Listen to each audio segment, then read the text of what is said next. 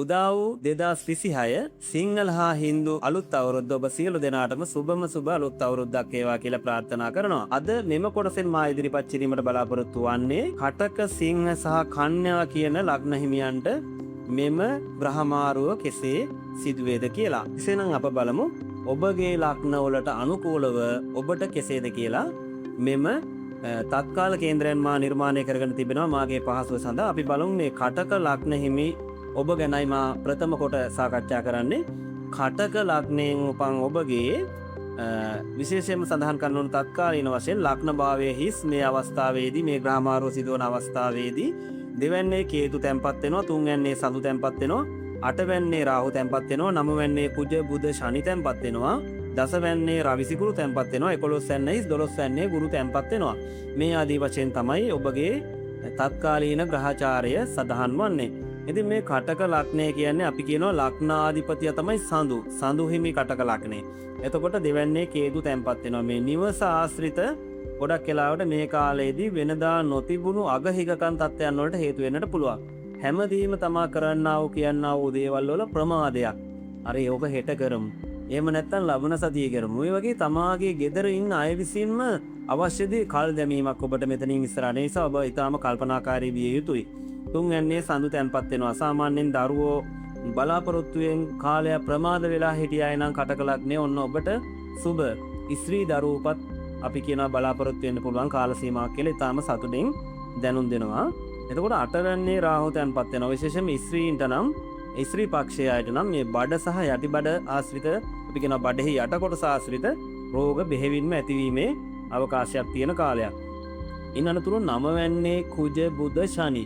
ඒ කියන්නේ පුණ්‍යස්ථානයේ කුජ බුධ ශනි තමාට මේ කාලයේදී තමා ගොඩනගාගත්ත ගෞරවයේ කීර්තියට හානි වන දේවල් තමාගේ කල්ක්‍රියාවේ දුර්වලතා මතම ඒ කියන්නේ තමා දැන ආශ්‍රය කරන අය නිසා හෝ ඒ තමා නොදැනුවත් සිදුවන දේවල් නිසා ඒ වගේ බලපෑම් ඇති වෙන්න පුළුවන් කාලයක් විදියට හඳුන්වන්නට පුළුවන්. රවි සිකුරු ඔබගේ රැකියාවේ වෙනස් වීමක්, රැකියාවේ ඉහළ යාමක් වෙන්නට පුළුවන්.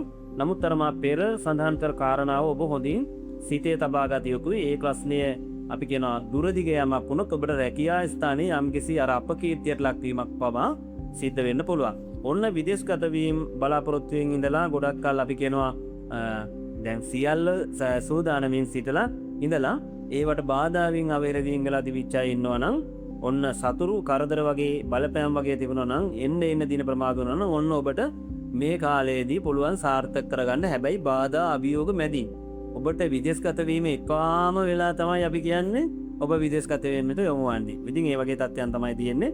මතක තබා ගන්න ඕන වාතය පුපිත වීමෙන් ඇතිවෙන රෝගාබාධ විශේෂයෙන්ම ඔබට මේ කාලයේදී ඇතිවීම ඉඩකඩ පවතිනවා. සෙම් ආශ්‍රිත රෝගත් ඔබට ඇතිවීම ඉඩකඩ පවතිනවා. මේ කාලයේදී වෙනද ව්‍යාපාර කටයුතු වගේ දේවල් වල නිරතයි නම් මිශ්‍ර ඵලදායී කාලයක් කියලා මතක් කර සිටිනවා.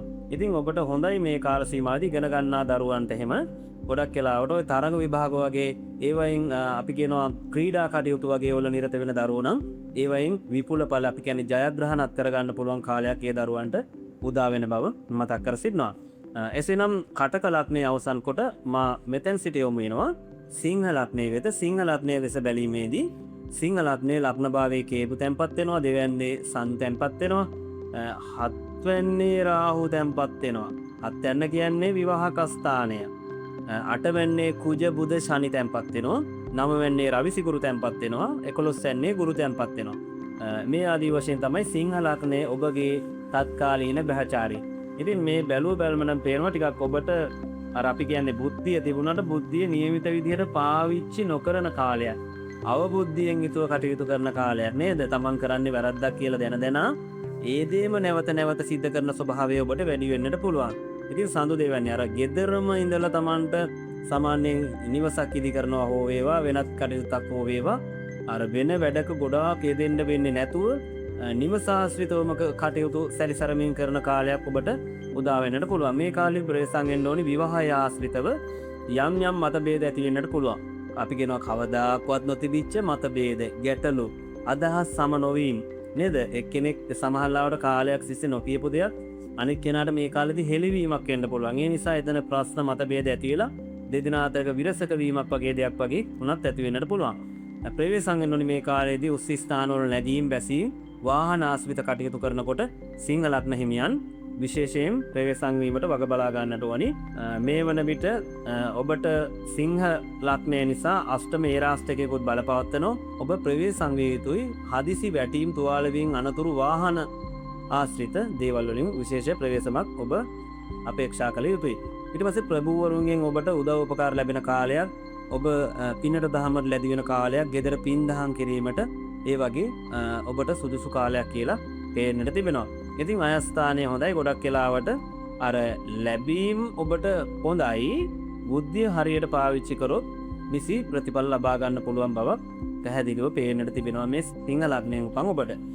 ඔබට වැළඳිය හැකි රෝගාබාධ විදියට ගත්තොත් මකර 6 වෙනිදාදී අපි රෝගස්ථානයෙන් පමණක් නෙවෙයි රෝග බලන්නේ වෙනත් ක්‍රම විශාල ප්‍රමාණයක් තිබෙනවා. දැන් අපි බලමු ඔබට වැළඳිය හැකි විශේෂ රෝග විදියට උෂ්ණාධික රෝග, අතපය හන්දි කැක්කුම්, තුමටි ආශ්‍රිත තද වේදනාවන්, කිසේ අධික වේදනාව, අපි කියනවා බඩ කොරවීම, උරහිස් කැක්කුම්, ඔය වගේ රෝග බෙහෙවින්ම ඇති වෙන්න පුළුවන් හැකියාව ඔබට තිබෙන බව පේන්නට තිබෙනවා. මෙතකින් අවසන් කරනවා ඔබගේ පලාපල. මෙතෙන් සිට ඉදිරියට මා යොමු වෙනවා කන්‍යා ලග්නයෙන් උපන් ඔබ පිළිබඳ කෙටි පලාපලයක් ඉදිරිපත් කිරීමට. අපි බලමු කන්‍යා ලග්නයේ හිමි ඔබගේ ලග්න භාවයේ සඳ තැන්පත් වෙනවා.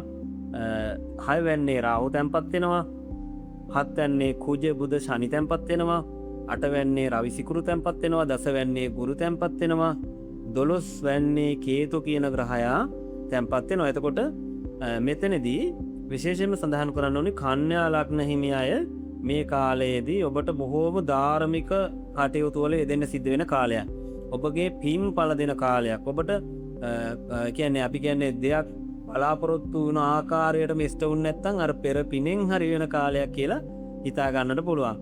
නමුත් ඔබගේ මේ කාලයේදී රෝගාබාධ පවුලේ අයට නිතරම රෝගාබාධ සෙම් අමාරු දරුවෝ ඉන්නවනම් මේ දරුවන්ගේ උෂ්ණ අධික රෝග වගේ වැළඳෙන්නට පුළුවන්. කුඩා දරුවන්ට මේ කාලයේදී දරුවන්ගේ අධ්‍යාපන කටයුතු වලට බාධා වීම, අවහිර වීම සහ ධාරණ ශක්තිය අඩු වීම. දැන් මේ කන්‍යා ලග්නයේ උපන් අයගේ ටිකක් අර තනි තීරණ මුරණ්ඩුමය ස්වභාවයන් වලට හැරෙන ගතියක් තිබෙනවා. මේ කාලෙදී කුජ ශනි ඉන්නවා 7. ඔන්න විවාහ යෝජනාවල් බලාපොරොත්තුවෙන් සිටීවම අපි කියනවා අක්‍රියතාවයට පත් වෙනවා. ඔබගේ අක්‍රියතාවයට පත් වෙනවා, බලාපොරොත්තු සුන් වෙනවා, ප්‍රේම සම්බන්ධ ආරම්භ කරනවා. ඒවා හිතපු නැති විදියට කැඩලා බිඳලා යන ස්වභාවයන් ඇති වෙන්නට පුළුවන්. ඔබගේ වචන ප්‍රකාශ කිරීමේදී මේ කාලේදී ඔබ සැලකිලිමත් විය යුතුයි. ඔබ පසුව තමයි හිතන්නේ මං ඒ වචනේ නොකිය හිටියනම් හොඳයි කියලා. ඔබගේ වචන ප්‍රකාශ කිරීම නිසා ඔබට විශාල අලහබානි, ඔබ ළඟින් හිටපු අය ඔබගෙන් දුරස් වීම වලට හේතු වෙන්න පුළුවන් කාලයක් කියලා මතක් කර සිටිනවා. ඉතින් රවි සිකුරු ඔබගේ 8 වෙනිදා තමයි තැන්පත් වෙන්නේ. මතක තබා ගන්න. විශේෂයෙන්ම ඔබ විදුලිය එහෙම නැත්නම් රූපලාවන්‍ය ක්ෂේත්‍රයේ ඔය වගේ රැකියාවක් කරපු අය නම් මේ කාලයේදී ටිකක් ඔබට පීඩාකාරී තත්ත්වයක් කිය රැකියා ස්ථානවල එහෙම ගැටලු ඇති වෙන්නට පුළුවන්. ඔබගේම කියලා රැකියාවක් නැවත ඔබ ආරම්භ කිරීමට බලාපොරොත්තු වෙ සිටිනවා නම් කුඩාවට හෝ ආරම්භ කරගන්න ඔබට මේ කාලයේදී ජයග්‍රහණ ලබා ගන්න පුළුවන් භාවයක් පේන්නට තිබෙනවා. වියදම ටිකක් අර වෙනද වගේ නැතුව හිතුවත් පාලනය කරගන්න පුළුවන්. මොකද ටිකක් ලෝභයේ ඉන්නවා 12 යනට ගිහිල්ලා නේද? ටිකක් වියදමට හොරෙක් කෙනෙක් ඉන්නවා 12. කේතු ටිකක් පාලනය කරලා දෙන්න ඔබට උත්සාහ කරනවා මේ කාලෙදී වෙනදට වැඩිය වියදම් වීම. මේ බවත් මතක් කර සිටිනවා.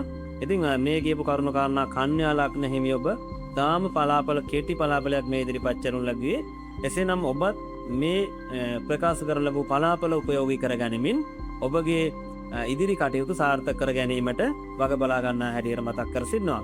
එසේනම් මේ වන විට කටක, සිංහ, කන්‍යා කියන ලග්න තුන මෙම වීඩියෝවෙන් ඔබට මම ඉදිරිපත් කරනු ලැබුවා. මීළඟ වීඩියෝ තුලින් ඔබට ඉදිරිපත් කරන්නේ තුලා, වෘශ්චික, ධනු කියන ලග්න තුනේ පලාපලයි.